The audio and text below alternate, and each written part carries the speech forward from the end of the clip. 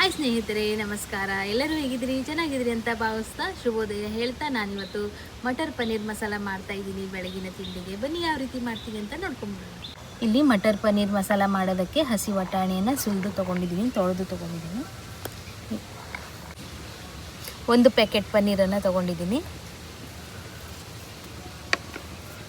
ನಾನು ಇಲ್ಲಿ ಒಂದು ಮಸಾಲೆ ರೆಡಿ ಮಾಡ್ಕೊಳ್ತಾ ಇದ್ದೀನಿ. ಈರುಳ್ಳಿ ತೊಗೊಂಡಿದ್ದೀನಿ, ಬೆಳ್ಳುಳ್ಳಿ ತೊಗೊಂಡಿದ್ದೀನಿ, ಟೊಮೆಟೊ, ಹಾಗೆ ಚಕ್ಕೆ, ಲವಂಗ, ಒಂದು ಏಲಕ್ಕಿ ತೊಗೊಂಡಿದ್ದೀನಿ, ಹಾಗೆ ಶುಂಠಿ ಸ್ವಲ್ಪ ತೊಗೊಂಡಿದ್ದೀನಿ. ಗೋಡಂಬಿ ಅಥವಾ ಬಾದಾಮ್ ತೊಗೊಳ್ಬೇಕು. ನಾನಿಲ್ಲಿ ಇಷ್ಟು ಬಾದಾಮ್ ತೊಗೊಂಡಿದ್ದೀನಿ.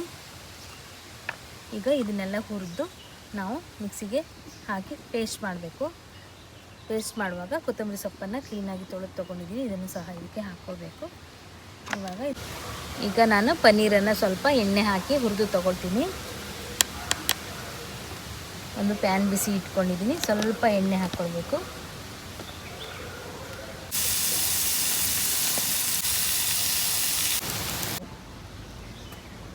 ಈಗ ಸ್ವಲ್ಪ ಗರಂ ಮಸಾಲೆ ಹಾಕ್ಕೊಳ್ತೀನಿ.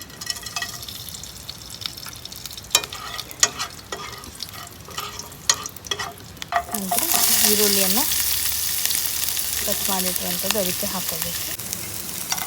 ಸ್ವಲ್ಪ ಬಾದಾಮಿಯನ್ನು ಹಾಕ್ಕೊಳ್ತಾ ಇದ್ದೀನಿ. ನಂತರ ಶುಂಠಿ, ಟೊಮೆಟೊ ಎಲ್ಲವನ್ನು ಮಿಕ್ಸ್ ಮಾಡಿ ಹುರಿದು ತಗೊಳ್ಬೇಕು.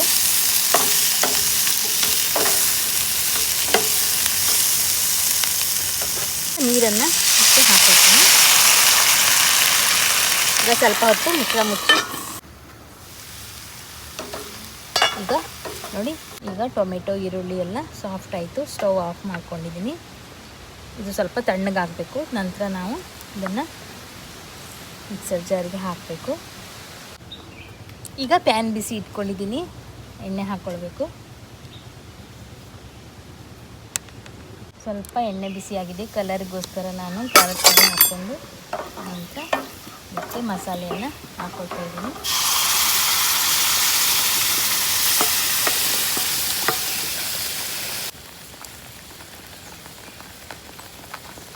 ಸ್ವಲ್ಪ ಮನೆಯಲ್ಲೇ ಮಾಡಿಟ್ಟಿರುವಂಥ ಧನಿಯಾ ಪೌಡರನ್ನು ಹಾಕ್ಕೊಳ್ತೀನಿ.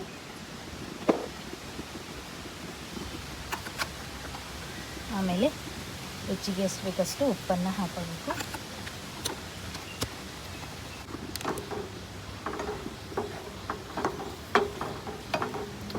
ಇವಾಗ ಹಸಿ ಬಟಾಣಿಯನ್ನು ಹಾಕ್ಕೊಳ್ಬೇಕು.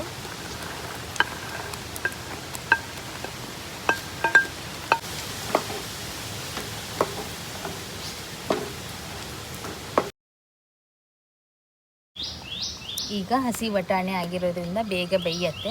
ಸ್ವಲ್ಪ ಹೊತ್ತು ಮುಚ್ಚಿ ಇಡ್ತೀನಿ. ಸ್ವಲ್ಪ ಮೊಸರು ಹಾಕೋತೀನಿ, ಬೇಕಿದ್ದರೆ ಮಾತ್ರ ಹಾಕೊಳ್ಳಿ. ಈಗ ಪನ್ನೀರನ್ನು ಸೇರಿಸ್ಕೋಬೇಕು.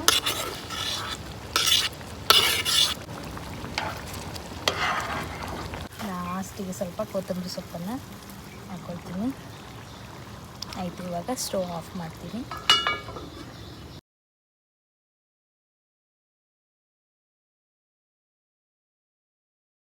ಇವತ್ತು ನಾನು ಬೆಳಗ್ಗೆನೇ ಬೇಗ ರೆಸಿಪಿ ಶುರು ಮಾಡಿದ್ದೆ. ಟೈಮ್ ಒಂದು 8:30 9 ಗಂಟೆ ಆಗಿದೆ. ಬೆಳಗಿನ ತಿಂಡಿಗೆ ನಾನಿವತ್ತು ಪನ್ನೀರ್ ಮಸಾಲ ಮತ್ತು ಪೂರಿ ಮಾಡ್ತಾಯಿದ್ದೀನಿ.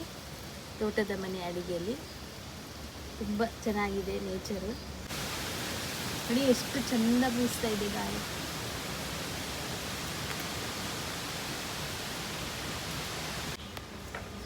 ನೀನು ಕೊಡ್ತೀನಿ, ನಾನು ಕೊಡ್ತೀನಿ.